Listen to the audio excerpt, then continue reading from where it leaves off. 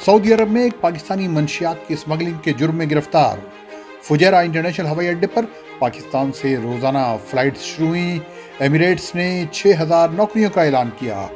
सल्तनत ओमान ने बाहर से आने वालों के लिए ज़वाबित बताए। इस्तांबुल में एक स्कूल बस में लगी आग। आज मंगल का दिन और अक्टूबर की 27 तारीख है। अरब देश की खबरें सुनने वालों को फैजुल हक का सलाम। अब खबरें तफसील से। सऊदी अरब के मकाम कनफजा में पुलिस ने एक 30 साला पाकिस्तानी को गिरफ्तार किया है और उसके पास से 101 किलो से ज्यादा मंशियात बरामद किए हैं। ये मंशियात एक ट्रक में छुपाई गई थी जिसे वो चला रहा था। सऊदी अरब में मुल्क का पहला तिब्बी साजो सामान का कारखाना जल्द अज जल्द कायम कर दिया जाएगा। ये कारखाना असीर में बनेगा। इसके लिए सऊदी सनती शहरों और टेक्नोलॉजी जोन के महकमे ने एक मुआहदे पर भी दस्तखत कर लिए हैं। इस महकमे के तर्जुमान कुसई अल अब्दुल करीम ने मीडिया को बताया कि इस फैक्ट्री का मकसद ये है कि टूटी इंसानी हड्डियों को जोड़ने के लिए जो स्क्रू या पिन और प्लेट्स अंदरूने मुल्क ही बनाई जाएंगी। इस मंसूबे पर 4 करोड़ रियाल का खर्च आएगा और इससे मुल्क की 20% ज़रूरत पूरी हो सकेगी। बाद में इस फैक्ट्री की कैपेसिटी में इजाफा किया जाएगा ताकि मुल्क की इस तरह के साजो सामान की ज़रूरत अंदरूने मुल्क की फैक्ट्रियों से पूरी हो सके। यही नहीं बल्कि इजाफी प्रोडक्शन को एक्सपोर्ट भी किया जा सकेगा। तबूक के अलबवादी महल्ले में 10 कुत्तों ने मिलकर एक बच्चे पर हमला कर डाला। उसको हर जगह से नोच नोच कर बुरी तरह जख्मी कर दिया। इस बच्चे ने भागने की कोशिश की लेकिन नाकाम रहा। इस वाक़े को उस जगह पर लगे एक सर्विलेंस कैमरे ने भी रिकॉर्ड किया है। इस बच्चे की जान बच गई, ताहम वो ज़ेरे इलाज है। इस बच्चे की उम्र 10 साल बताई जा रही है। अब चलते हैं इमारात। अगर आप इमारात में रहते हैं और आपने किसी बुजुर्ग या सीनियर सिटीजन की तौहीन की या उन्हें नुकसान पहुंचाया तो आपको जेल भी हो सकती है, आप पर जुर्माना भी आयद हो सकता है। पब्लिक प्रोसिक्यूशन ने सोशल मीडिया के जरिए बताया है कि इमारात के कानून नंबर 9 की दफ़ा 114 और मुल्क के पसंदुल्लाह से मुतल्लिक़ क़वानीन के तहत अहले खाना की जिम्मेदारी है कि वो सीनियर सिटीजन्स का ख्याल रखें और न उनकी तौहीन करें और न उन्हें नुकसान पहुँचाएँ, वरना जेल हो सकती है और 10,000 से 50,000 दिरहम तक जुर्माना हो सकता है। फुजैरा इंटरनेशनल हवाई अड्डे पर 27 साल बाद पहली बार परवाज़ों का आना जाना शुरू हो गया। सोमवार की शाम को लाहौर पाकिस्तान से एक PIA का तैयारा बोइंग 777 इमारात के इस हवाई अड्डे पर पहुंचा और उसने लैंड किया। उस पर 289 मुसाफिर सवार थे। इस तैयारे और उस पर सवार मुसाफिरों का पुरजोश खैर मकदम भी किया गया। ताहम इस दौरान कोरोना की तमाम एहतियाती तदाबीर का ख्याल भी रखा गया। मंगल के दिन भी 2 तैयारे इस हवाई अड्डे पर पहुंचे। अल फुजैरा इंटरनेशनल एयरपोर्ट के डायरेक्टर इंजीनियर इस्माइल बलूशी ने बताया कि इस हवाई अड्डे पर पाकिस्तान से पेशावर, कराची और लाहौर से रोज़ाना 3 फ्लाइट्स पहुंचेंगी। उन्होंने बताया कि दीगर एयरलाइन से भी फुजैरा इंटरनेशनल एयरपोर्ट के इस्तेमाल के लिए बात चल रही है और इस हवाई अड्डे को जदीद तरीन आलात से लैस किया जा रहा है।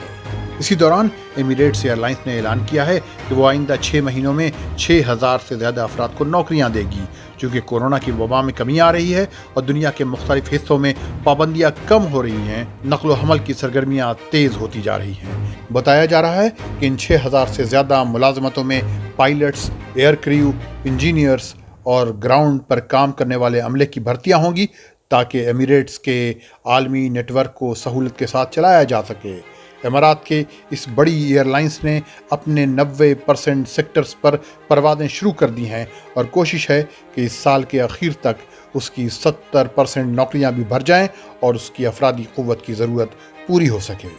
अबू धाबी की एक अदालत ने एक खातून सेल्स मैनेजर को हुक्म दिया है कि वो अपनी कंपनी को 72,500 दिरहम अदा करे जो उसने कस्टमर सर्विस फ़ी से जमा होने वाली रकम में से ले लिए थे। और उस खातून को अदालत ने यह हुक्म भी दिया है कि वो उससे पहुंचने वाले नुकसानात के हर्जाने के तौर पर 10,000 दिरहम भी अदा करे।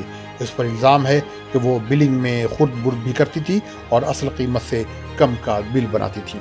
अबू धाबी की एक अदालत ने खातून की दरख्वास्त मुस्तरद कर दी है जिसमें उस खातून ने अपने साबिक मंगेतर पर इल्ज़ाम आयद किया था कि उसने उसके कुत्ते को पकड़ रखा है और उसने मंगनी ख़त्म करने के बावजूद ये कुत्ता उसको वापस नहीं किया है। उस खातून ने अदालत से कहा था कि वो इस तरह के नुकसान के लिए اسے 1 لاکھ درہم معاوضے کے طور پر دلوائے، جبکہ عدالت نے کہا ہے کہ اس خاتون نے اس کتے کی ملکیت اپنے منگیتر کے نام ٹرانسفر کرنے کے لیے ایک دستاویز پر دستخط بھی کیے تھے، لہذا یہ مقدمہ نہیں چل سکتا۔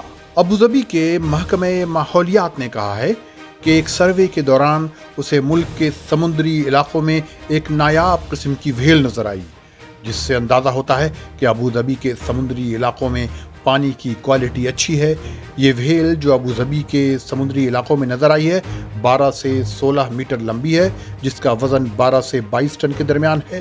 محکمہ ماحولیات نے کہا ہے کہ جو لوگ سمندری ساحل پر جاتے ہیں انہیں اگر یہ وھیل نظر آئے تو دور رہیں، اور اگر کوئی ناگہانی واقعہ پیش آ جائے تو اس کی اطلاع 800555 پر دیں۔ اب چلتے ہیں سلطنت عمان۔ سلطنت عمان کے محکمہ موسمیات نے کہا ہے کہ آئندہ 2 دنوں میں مسندم اور ملک کے ساحلی علاقوں میں کئی جگہ بارش ہو سکتی ہے۔ الحجر ماؤنٹینز پر بادل دیکھے جا سکتے ہیں۔ بدھ کے دن سلطنت عمان کے شمالی علاقوں میں ماحولیاتی ڈپریشن رہے گا اور گرم ہوائیں چل سکتی ہیں۔ عمان کی سول ایویشن کے محکمے نے ایک سرکولر جاری کیا ہے، جس کے مطابق جو لوگ عمان آنا چاہتے ہیں ان کے لیے ضروری ہے کہ انہوں نے ویکسینز وہ لی ہوں جو عمان میں اپرووڈ ہیں اور ویکسین لیے ہوئے 14 دن گزر چکے ہوں۔ عمان آنے کے لیے نگیٹو PCR ٹیسٹ لانا لازمی ہے جو طیارے پر سوار ہونے سے قبل ہاتھ میں ہو۔ یہ ٹیسٹ ہوائی اڈے پر پہنچنے کے قبل 96 گھنٹے کے اندر لیا گیا ہو اور ٹیسٹ اور عمان پہنچنے کے درمیان 72 گھنٹے سے زیادہ کا فرق نہ ہو۔ جنہوں نے PCR ٹیسٹ نہیں کرایا ہوگا ان کا عمان کے ہوائی اڈوں پر PCR ٹیسٹ کیا جائے گا۔ انہیں کوارنٹائن کرنا ہوگا اور الیکٹرانک ٹریکنگ بریسلیٹ پہننا ہوگا۔ اگر ٹیسٹ رپورٹ نگیٹو ہوگی تو 10 دن کوارنٹائن کرنا ہوگا۔ 18 یا اس سے کم عمر کے مسافروں کے لیے PCR ٹیسٹ لازمی نہیں، اور وہ بھی اس سے ایگزمپٹ ہیں جنہیں کوئی ایسا مرض ہے جس کی وجہ سے ویکسین نہیں لے سکتے اور اس کا کوئی سرٹیفکیٹ ان کے پاس موجود ہے۔ وہ تمام لوگ جو عمان آ رہے ہیں عمان آنے سے قبل مشرف کے لنک پر جا کر رجسٹر کریں۔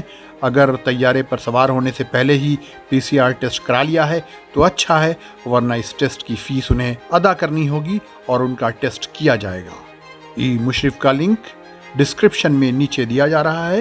خیال رہے کہ PCR ٹیسٹ رپورٹ پر QR کوڈ لازماً ہو۔